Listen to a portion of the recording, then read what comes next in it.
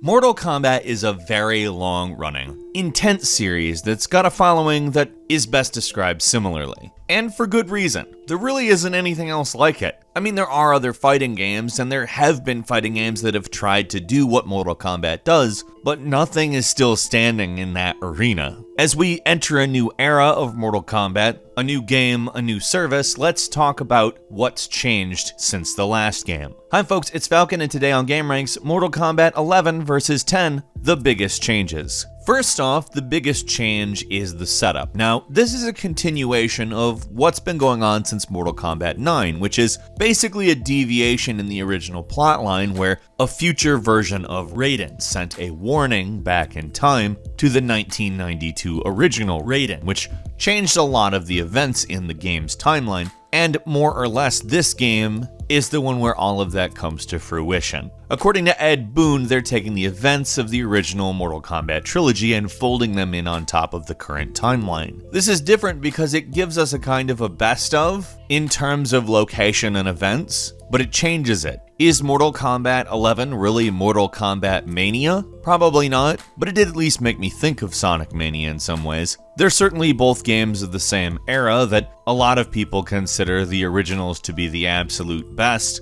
but this is a game that's grown well beyond that, and it's interesting to see them attempting to go through the 26-year history and say what fits in now. Interestingly enough, they've created a new big bad that actually makes a lot of sense here. Her name is Chronica, and according to Ed Boon, she is the boss of bosses. The one that has been pulling the strings since the very start. She's been staging all of the events from Mortal Kombat 1 to the previous game, Mortal Kombat 10. There's also the time-bending Geras, who will actually have the ability to rewind during fights, and that is a huge change. Of course, this doesn't put us in a position where we're saying to ourselves, this is a totally different thing. It's just, we definitely do have new things going on. This setup actually provides us with some fairly interesting questions about what the characters will look like. New, old, what's better, what's worse? But from what we've seen, at least with the characters we've seen, I think they've actually moved in a pretty good direction for the most part. Kabal, for instance, looks awesome. Like, way more awesome. Nothing against what he previously looked like, but he looks completely awesome now.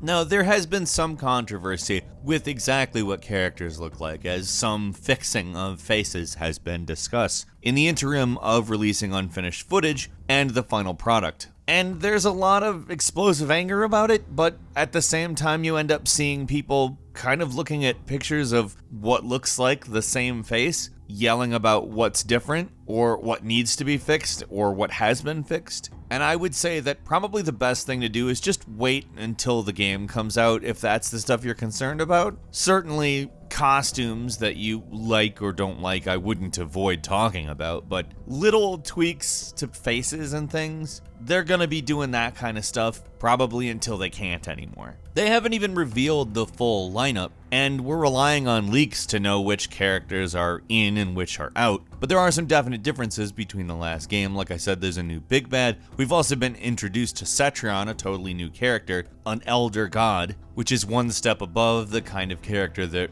Raiden, a regular old plain Jane god, is. But given we probably aren't going to get an absolute full reveal of the official lineup until closer to release, or if not at release, let's actually talk about how characters go about being customized. You see, in Mortal Kombat 10, there was a preset character variation oriented system that allowed a few different types of playstyles per each character. Now, what we're getting in Mortal Kombat 11 is more or less an evolution of that, where you actually build a customized character variation. Your version of the character can have a unique set of moves and special attacks. And for the full-on competitive type situations, this isn't necessarily exactly what everybody's going to want, but they're also offering the base regulation style versions of every character for competitive situations like esports. Which is good because Ed Boon, creator of the series and director of this game, notes that he understands there are different things that people want. The mass market is far more interested in being able to make characters unique to themselves, whereas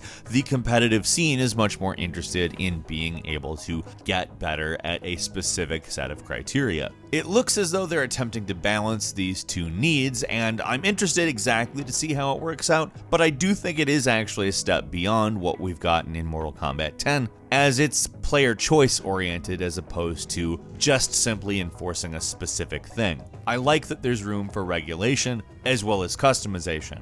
I think that means a wider variety of people are going to enjoy the game, and ultimately that is what a fan of Mortal Kombat hopefully wants. Now ultimately the reason we care about this is how it impacts gameplay, which has also changed pretty substantially as well. And it doesn't take a particularly keen eye to see the difference between Mortal Kombat 10 and Mortal Kombat 11 in that respect. They've brought down the arena size a little bit, which in theory might make you want to rush at them, but their theory is that was the prevalent strategy in Mortal Kombat 10, and making environments that are a little bit smaller might allow for more of a strategic set of tactics. It's not all about rushing and making the other player guess. It's about knowing what you're going to do and trying to do it, because there is a decreased emphasis on juggle combos. Not that Mortal Kombat 10 took that to some kind of logical extreme, other games have certainly shown us what that looks like, but Mortal Kombat 11 looks to encourage less of that by making the combos last less time,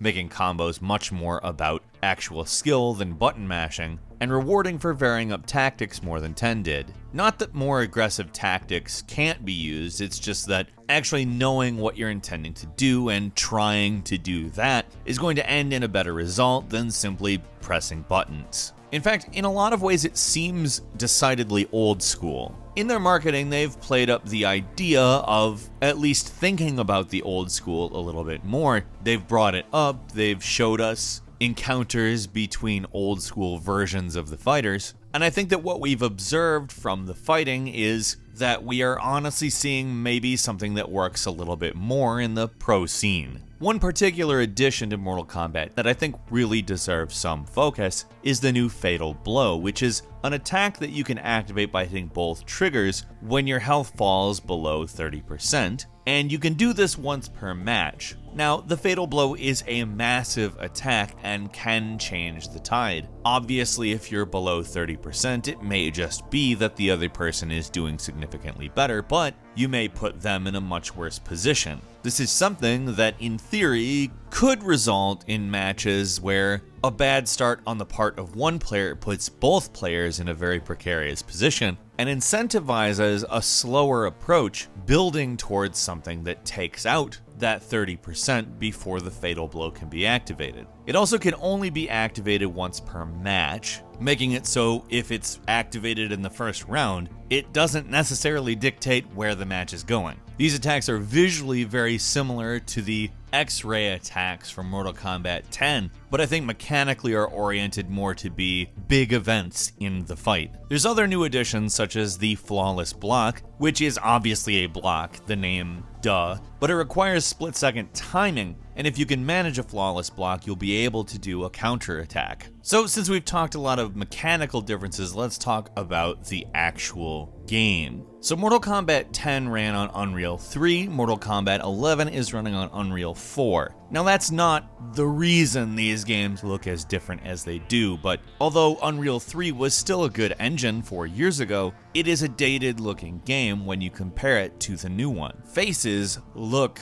basically like the CGI trailer, whereas if you look back on Mortal Kombat 10, it looks like a big step back. And that's certainly not to say that Mortal Kombat 10 looked bad, but not only is there a stylistic difference that shows us kind of very, very busy backgrounds that aren't particularly sharp, to much cleaner backgrounds that are sharp and much more distinct from the characters. In Mortal Kombat 10, you could actually kinda lose track of what was going on the screen, and I don't think that's gonna happen this time around. It's just much clearer, the effects are much nicer, the lighting is significantly upgraded, and everything just looks good. Like, damn good. Although I'll say I'm very interested to see the difference between the Nintendo Switch version and a PC playing the game on Ultra. So the obvious most important thing we have to talk about, though, are fatalities and microtransactions. So Mortal Kombat 11 is going really for it, so to speak.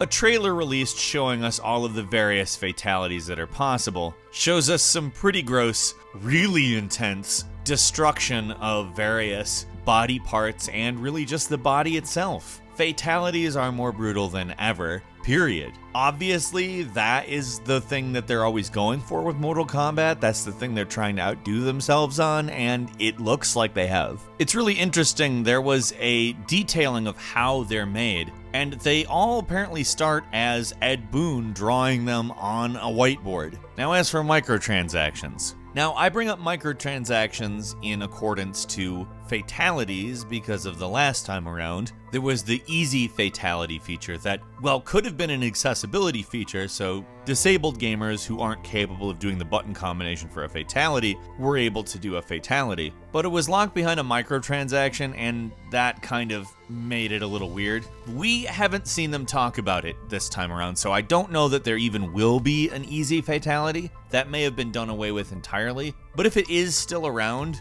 it's probably not locked behind a microtransaction. NetherRealm Studios has said, we're trying to make it so it's never pay to win and it's never pay to progress. It's just those extra cosmetics as far as like gear and characters. We try to make it where the gameplay stuff is the stuff you play and earn and use it like that. I think that's a really welcome thing to say. I don't think any of us want any pay to win oriented stuff. We want cosmetic stuff if you've got to do the microtransactions. And thankfully they've also vowed off loot boxes. There are no loot crates in Mortal Kombat 11. So, Mortal Kombat fans, what are you looking forward to most in this game? I can't wait to play it personally. It's hitting April 23rd, and that's not that far away, and I'm pretty stoked. Leave us a comment, let us know what you think. Also, if you enjoyed this video, click the like button. If you're not subscribed, now's a great time to do so. We upload brand new videos every day of the week, and the best way to see them first is, of course, a subscription. So click subscribe, and don't forget to click that notification bell. As always, we thank you very much for watching this video.